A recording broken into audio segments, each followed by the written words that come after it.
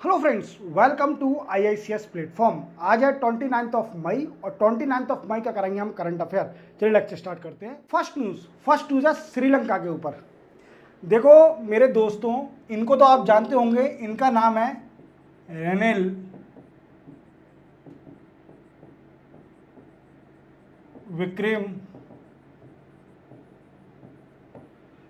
विक्रमसिंघे। और ये कौन है मेरे दोस्तों? ये श्रीलंका के प्रेसिडेंट हैं। आप इतना तो जाने होंगे, श्रीलंका के प्रेसिडेंट है रेनिल विक्रमसिंघे। अब इन्होंने क्या डिसाइड किया है? देखो, अभी आप जानते हो श्रीलंका की बहुत बुरी हालत है। Sri Lanka face problem from economic depression. Means economical condition Sri Lanka की बहुत अभी गंदी है। और इसी के साथ मैं आपको बताना चाहूँगा कि वहाँ पर इलेक्शन भी होना है इस साल। और वहाँ की इलेक्शन कमीशन ने डेट भी निकाल दी है कि 17 सितंबर से लेकर 16 अक्टूबर तक राष्ट्रपति के इलेक्शन होना है। कब से होना है? 17 सितंबर 2024 से लेकर 16 अक्टूबर 2024 तक एक महीने चलेंगे प्रेसिडेंट के इलेक्शन। पर ये सर इलेक्शन कराना नहीं चाहते। इनका प्रपोजल है कि 2 ईयर एक्सटेंशन ऑफ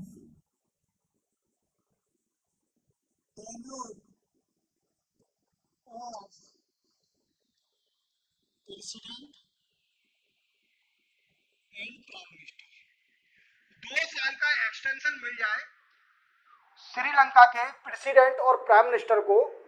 और क्यों? इनने रीजन दिया है कि वहां पर इकोनॉमिकल कंडीशन, देश की इकोनॉमिकल कंडीशन अच्छी नहीं होने के कारण 2 साल का एक्सटेंशन दिया जाए प्रेसिडेंट और प्राइम मिनिस्टर को, और इलेक्शन नहीं हो पाए, नहीं किया जाए।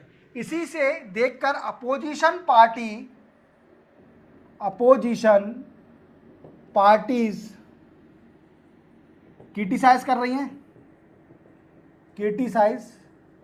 रही हैं ओके, इस प्रपोजल का ऑफ प्रेसिडेंट ऑफ श्रीलंका। तो आप इतना समझ गए होंगे, यही न्यूज़ थी। चलते हैं अपन नेक्स्ट न्यूज़ पर। दूसरी न्यूज़ है मेरे दोस्तों मध्य प्रदेश गवर्नमेंट के ऊपर। अब क्या हो गया? मध्य प्रदेश हमारी सरकार गवर्नमेंट ने क्या किया? देखो, आप देख रहे होंगे ये बच्चे, ये क्या लिखा है? नर्सिंग कॉलेज, नर्सिंग के बच्चे हैं। नर्सिंग से रिलेटेड न्यूज़ आई है मध्य प्रदेश से। मध्य प्रदेश में क्या हुआ है? गवर्नमेंट ने, मध्य प्रदेश की गवर्नमेंट ने हैज़ बैन और closure 66 college of nursing in 31 district. 31 district के 66 नर्सिंग कॉलेज को बंद कर दिया है सरकार ने। मध्य प्रदेश की सरकार ने 66 नर्सिंग कॉलेज बंद कर दिए हैं, जो कि 31 डिस्ट्रिक्ट में है मध्य प्रदेश के अंदर। अब वो बंद क्यों किए? तो देखो, आपको पता होगा कि हमारे मध्य प्रदेश में व्यापम घोटाला, ये घोटाला, स्कैम तो ये चलते ही रहते हैं। तो ऐसे ही नर्सिंग स्कैम हुआ था। नर्सिंग कॉलेज एक स्कैम हुआ था जिसकी डिमांड करी है, डिमांड मीन्स बीइंग इन्वेस्टिगेशन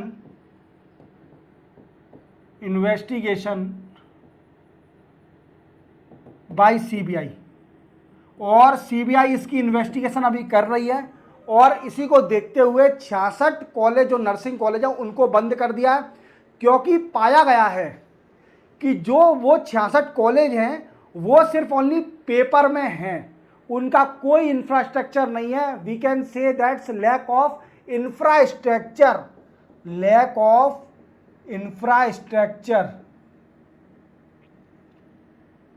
अब मेरे दोस्तों, अब ये कहानी कहाँ से स्टार्ट हुई?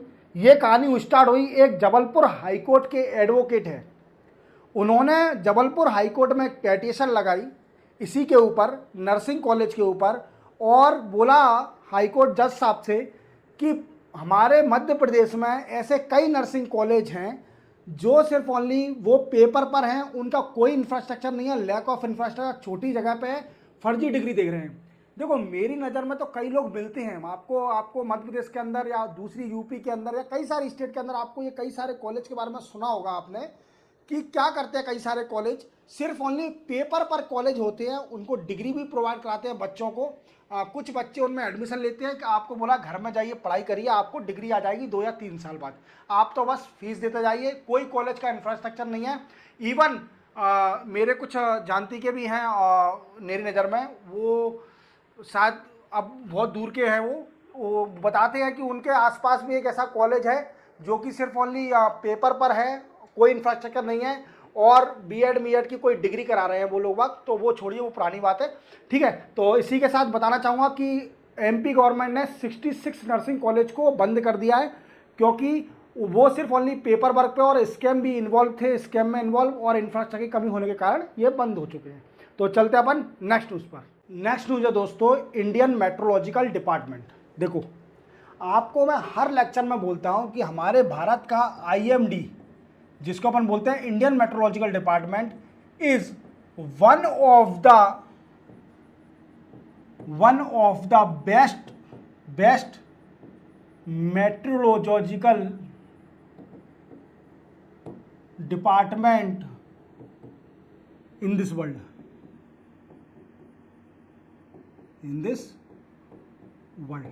क्या बोला कि जो इंडियन मेट्रोलॉजिकल डिपार्टमेंट है मेरे दोस्तों, वो one of the best meteorological department in this world, मतलब इंडियन मेट्रोलॉजिकल डिपार्टमेंट का जो फॉरकास्ट होता है वो 99.9% सही होता है। जैसे मैंने आपको बताया था कि रेमल साइक्लोन के ऊपर फोरकास्ट किया था एमडी ने, और डेफिनेटली उसी डेट पर उसी टाइम पर रेमल साइक्लोन आया।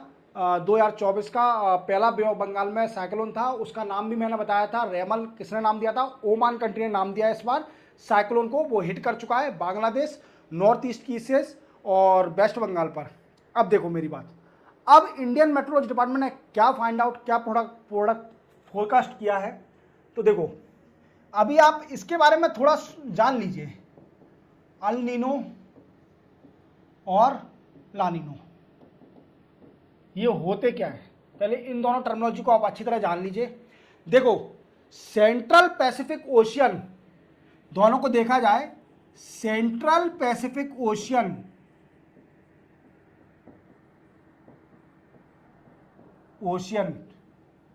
एंड इक्वेटोरियल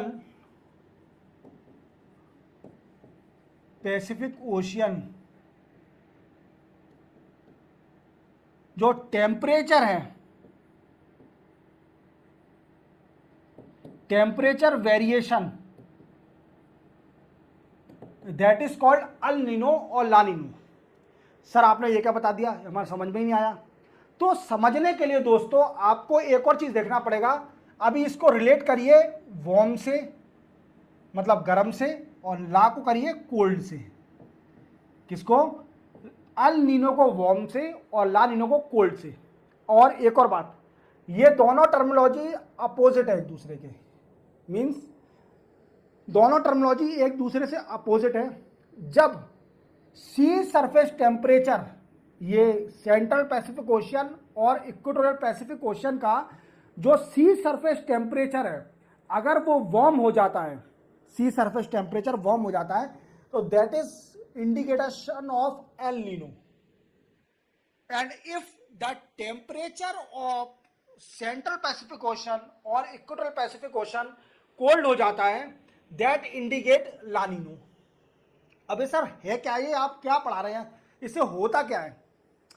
तो मेरे दोस्तों इसके आने के कारण वर्ल्ड के वेदर में, वेदर और क्लाइमेट में चेंजेस आते हैं। क्या आते हैं मेरे दोस्तों? चेंजेस।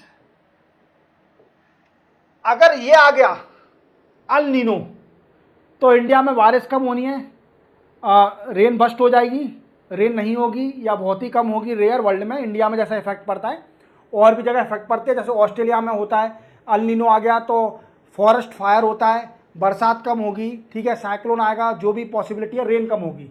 ला नीनो में क्या होता है? ला नीनो आएगा तो that is indication of heavy rain in India. Means rain ज़्यादा होगी। तो ऐसा ही देखो दोस्तों, आईएमडी ने, इंडियन मेट्रोलॉजी डिपार्टमेंट ने फोरकास्ट किया है कि ला नीनो और एंसो, ठीक है, ला नीनो आएगा in the month of June, July, September में। क्लियर, ये 3 महीने में आना है। और आईएमडी ने फोरकास्ट भी किया है कि इस बार इंडिया में 106% बारिश होना है अबव दी नॉर्मल रेनफॉल। तो बारिश तो इस बार अच्छी होना है क्योंकि गर्मी भी अच्छी पड़ रही है, 50 डिग्री तक टेम्परेचर जा रहा है, लोगों को अच्छी खुशी हालत हो रही है। सबसे ज़्यादा इफेक्ट आपको पता है किसको हो रहा है इस गर्मी का? देखो, सबसे ज़्यादा इफेक्ट हो रहा है बच्चों पर, जो 1 साल 2 साल या जो बिल्कुल इनिशियल स्टेज बच्चे हैं, 2 महीने के, 3 महीने के, या 1 साल का, 2 साल का बच्चा, वो इस लपट को, बिल्कुल लपट जिसको लू बोलते हैं इंग्लिश में, लू और हिंदी में बोलते हैं लपट, लपट चलना और लू चलने को झेल नहीं पा रहे हैं। अगर लपट और लू बिल्कुल भी लग रही है तो उनको वॉमिटिंग और लूज मोशन की ये सिम्टम दिखाई दे रहे हैं बच्चों में, जिससे उनकी वीकनेस बहुत हो रही है। इवन सभी बच्चे जो भी हैं, आप देखिए डॉक्टरों के यहाँ पर अधिकतर भीड़ लगी है बच्चों की, सिर्फ 2 ही चीज़ों की दिक्कत है, क्या कि सिर्फ इसको उल्टी और दस्त हो रहे हैं, लूज मोशन और वॉमिटिंग हो रही है। तो देखिए अपने बच्चों को बाहर मत निकालिए, इवन आप भी मत निकलिए। अगर निकलना है तो बिल्कुल प्रोटेक्शन से निकलिए, क्योंकि ये टेम्परेचर, गर्मी अभी बहुत ज़्यादा हो रही है, भीषण गर्मी चल रही है। तो बच के रहिए इस गर्मी से, अपने आप को बचाइए। तो इंडियन मेट्रोलॉजी डिपार्टमेंट पे आते हैं अपन। इंडियन मेट्रोलॉजी डिपार्टमेंट ने फोरकास्ट किया है ला नीनो, जे और अंसो, अंसो क्या है? El Nino plus south oscillation. आज थोड़ा इस वाली न्यूज़ में कुचड़ मुचड़ हो गई है, पर थोड़ा देखो समझाने के लिए मैंने आपको समझा दिया है। नोट डाउन करने की कोई बात नहीं है। इंडियन मेट्रोलॉजी डिपार्टमेंट ने फोरकास्ट किया है ला नीनो और एंसो के बारे में, जो कि जुलाई सितंबर या जून में आ सकता है, जिसके कारण बरसात अच्छी होनी है। मैंने आपको दोनों के डिफरेंस बताया, अल नीनो क्या होता है, ला नीनो क्या होता है। El Nino related to warm water और La Nino related to cold water. That is central Pacific और इक्वेटोरियल पैसिफिक में जो सी सरफेस टेम्परेचर होता है वो चेंज हो जाता है, वार्म अगर हो जाता है तो that indicate the El Nino, और कोल्ड अगर टेम्परेचर हो जाता है तो that indicate the La Nino. El Nino से कई सारे इफेक्ट होते हैं, क्लाइमेट और वेदर पर इफेक्ट पड़ता है अल नीनो आता है तो, और ला नीनो से भी इफेक्ट पड़ता है, बट उससे बारिश अच्छी होती है। जैसे इंडिया में इस बार बारिश अच्छी होनी है, इंडिकेशन है। That is a news. चलते अपन नेक्स्ट न्यूज़ पर। नेक्स्ट न्यूज़ है दोस्तों हमारी भेल और बीआरसी की डील। देखो, भेल तो आप जानते होंगे, मैंने आपको बताया था पीएसयू है। पीएसयू इसका फुल फॉर्म है Bharat heavy electronic limited. Clear. और बीआरसी अपना भाभा एटॉमिक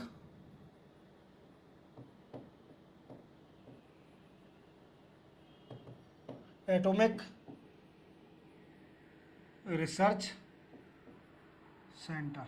देखो, भेल enter into technological transfer agreement with Bhabha atomic research centre for 50 kilowatt alkaline electrolyser system.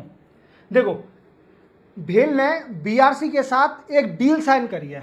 क्या डील है? एक डील साइन करी है टू टेक्नोलॉजी ट्रांसफर। ऐसी कौन सी टेक्नोलॉजी ट्रांसफर करी जाएगी? ये भेल बनाएगी एक 50 किलोवाट, देखो ये लिखा है 50 kilowatt alkaline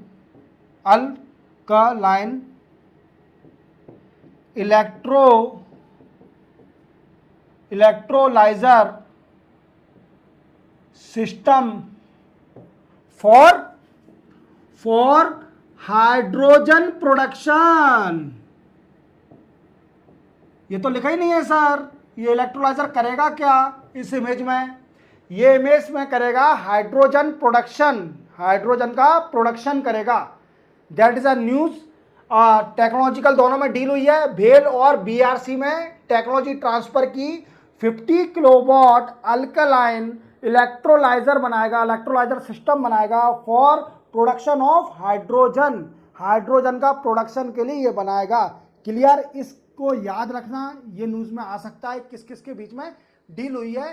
to develop the 50 kilowatt alkali electrolyser for production of hydrogen. Clear मेरे दोस्तों, चलते अपन नेक्स्ट न्यूज़ पर। नेक्स्ट न्यूज़ है दोस्तों हमारी आरबीआई के ऊपर। देखो रिजर्व बैंक ऑफ इंडिया ने अब क्या कर दिया सर जी, देखो एक 3 मेजर इनिशिएटिव बनाए इनने, आप याद रखना 3 पोर्टल बनाए हैं। सबसे पहला है प्रवाह, ये क्या करेगा सर जी, प्रवाह, प्रवाह को और अपन इसको ऐसे भी लिख सकते हैं कैपिटल में, अगर आपको नहीं दिख रहा हो प्रवाह, ठीक है। अब ये क्या करेगा, ये दोस्तों क्या करेगा, जैसे किसी भी कंपनी या फर्म को या फिर want seek to liaison regulation, ठीक है, अगर किसी भी चीज को सेटअप करेंगे लाइसेंस रेगुलेशन चाहिए होगा तो इजीली वो प्रवाह पोर्टल के थ्रू ले सकता है। फॉर इंडिविजुअल और entities, for individual and entity कि वो लाइसेंस और वो ले सकते हैं इजीली, ठीक है। दूसरा क्या है मेरे दोस्तों, रिटेल डायरेक्ट मोबाइल ऐप। अब ये क्या करेगा सर जी वाली ऐप, देखो ये ऐप का यूज क्या है कि जो इंडिविजुअल रिटेलर वो क्या कर सकते हैं, उनको आसानी होगी, वो ट्रांजैक्शन कर सकते हैं, ट्रांजैक्शन इन गवर्नमेंट सिक्योरिटीज में ट्रांजैक्शन कर सकते हैं, उनको आसानी हो जाएगी। We can say that seamless and ease of transaction in government security, these are the 2 app. Okay, तीसरा इनिशिएटिव क्या है सर जी, तो तीसरा इनिशिएटिव है मेरा दोस्तों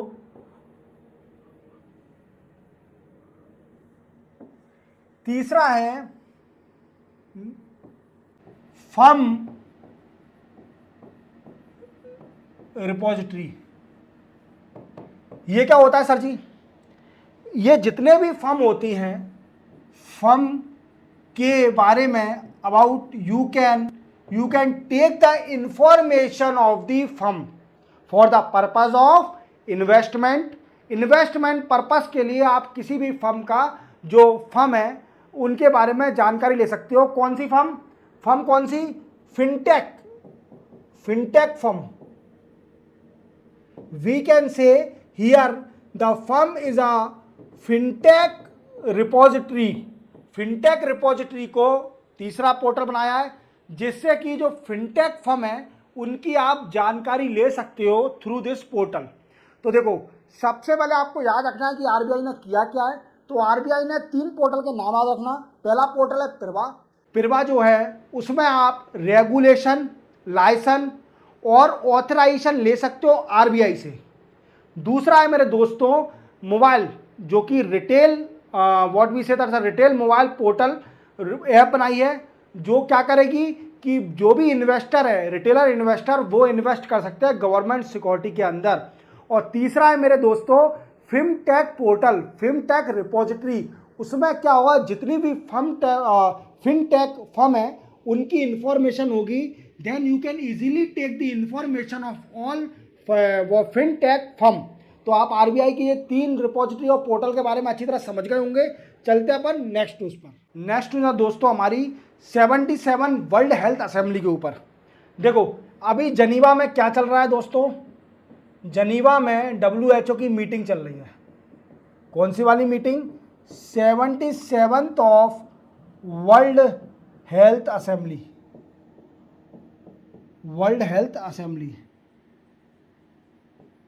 और दोस्तों हमारे इंडिया से अपूर्व चंद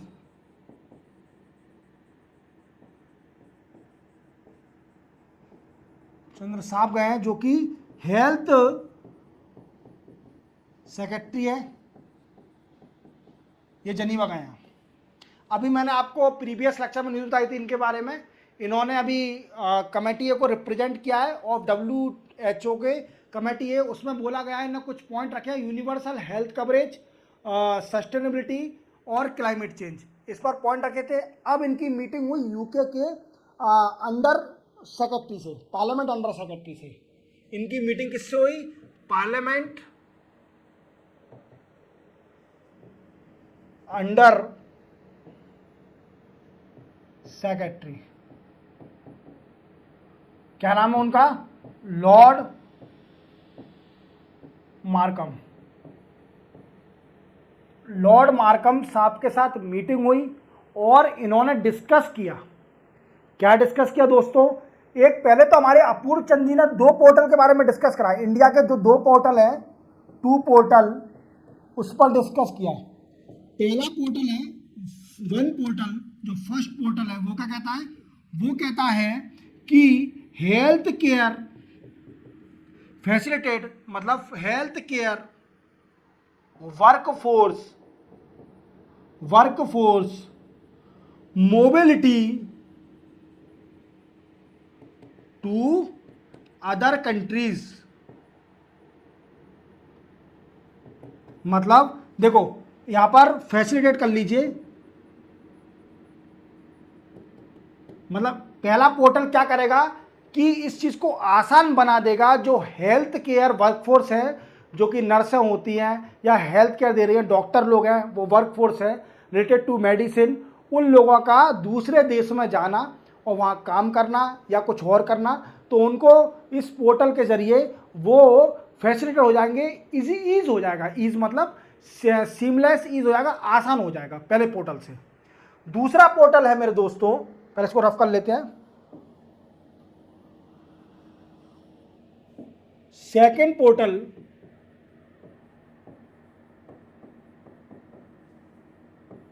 मेडिकल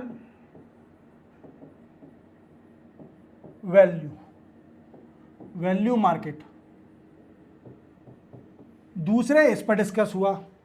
समझ में आ गया? इन्होंने लॉर्ड मार्कम से डिस्कस किया इंडिया के 2 पोर्टल पर। सबसे पहला पोर्टल की फैसिलिटेट, जो कि हेल्थ वर्कर है, वर्कफोर्स है, वो दूसरे देश में आसानी से जा सके और वहाँ काम कर सके। दूसरा है कि मार्केट, जो वैल्यू मेडिसिन की वैल्यू मार्केट है, उसको इजीली एक्सेस कर सके इस पोर्टल के थ्रू।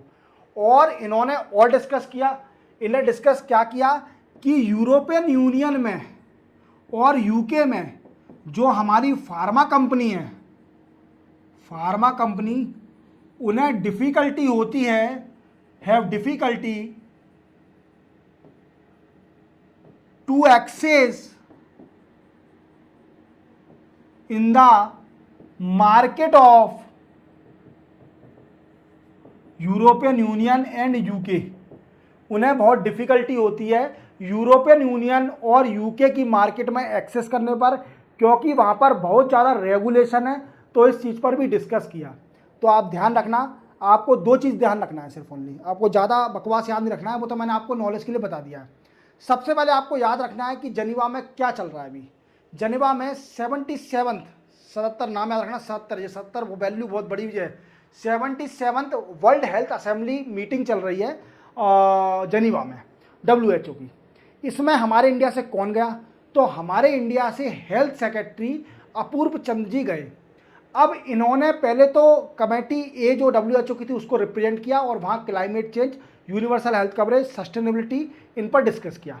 देन आफ्टर इनकी जो यूके के पार्लियामेंट अंडर सेक्रेटरी थे, ब्रिटेन के, इंग्लैंड के, यूके के under secretary, parliament under secretary, जिनका नाम था लॉर्ड मार्कम। लॉर्ड मार्कम के साथ मीटिंग करी और कुछ बातें डिस्कस करी। पहले तो इंडिया के 2 पोर्टल हैं, उन पर डिस्कस किया। एक पोर्टल है, जो पहला पोर्टल है, वो करता है कि वो फैसिलिटेट करता है, ईज बनाता है, जो हेल्थ केयर वर्कर है, वर्कफोर्स है, वो मोबाइल मूव कर सके दूसरी कंट्री में इजीली। दूसरा पोर्टल है कि जो मेडिसिन मार्केट वैल्यू है वो इजीली एक्सेस कर सके।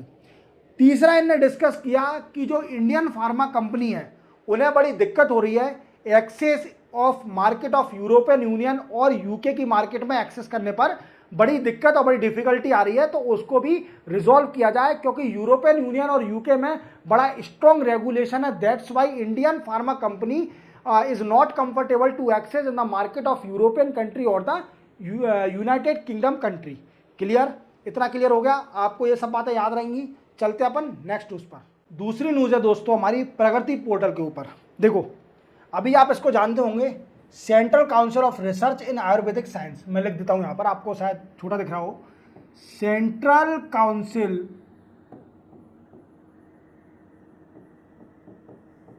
ऑफ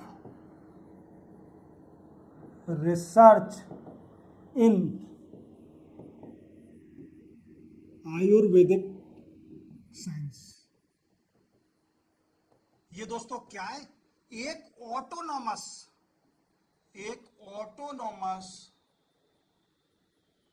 बॉडी है under ministry of Ayush. Ministry of Ayush के अंदर एक ऑटोनॉमस बॉडी है। इन्होंने लॉन्च किया है एक पोर्टल जिसको अपन बोलते हैं प्रगति। क्या? प्रगति। अब इसका फुल फॉर्म क्या होता है दोस्तों? तो देखो, प्रगति फॉर फार्मा रिसर्च इन आयुर ज्ञान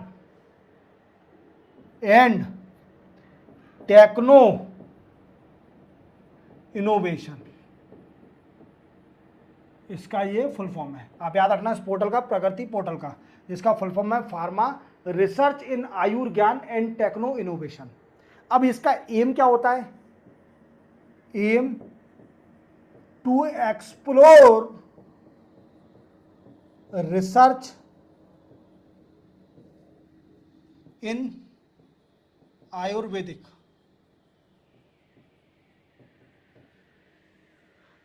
आयुर्वेदिक में रिसर्च करना और दूसरे जो भी आयुर्वेदिक मेडिसिन बना रहे हैं उनके साथ कोलैबोरेशन करना, इसका मेन मोटिव है। तो आपको समझ में आ गया होगा ये न्यूज़। चलते अपन नेक्स्ट न्यूज़ पर। नेक्स्ट न्यूज़ है दोस्तों हमारी 1 ईयर एक्सटेंशन। अब ये क्या है 1 ईयर एक्सटेंशन? देखो, मैंने कल आपको बताया था एक अपॉइंटमेंट कमेटी